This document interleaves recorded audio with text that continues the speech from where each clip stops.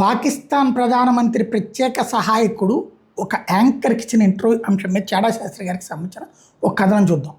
రాణా సనావుల్లా పాకిస్తాన్ ప్రధానమంత్రి ప్రత్యేక సహాయకుడు యాంకర్ అతను అడిగారు, మీరు మోడీతో స్నేహం పెంచుకుంటున్నారని మీ మీద ఆరోపణలు వస్తున్నాయి కదా.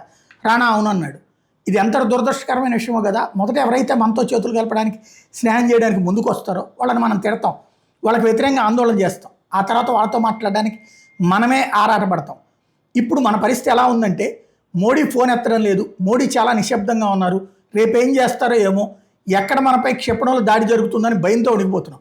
మనకు లభించిన మంచి సమయాన్ని మనం వృధా చేసుకున్నాం. ఒకవేళ ఆ రోజే మనం సరైన నిర్ణయం తీసుకుని ఉంటే ఈ ప్రాంతంలో శాంతి నెలకొనేది. ఈరోజు మనం ఎదుర్కొంటున్న ఐఎంఎఫ్ సమస్యలు, అప్పుల బాధలు ఉండేవి కావు.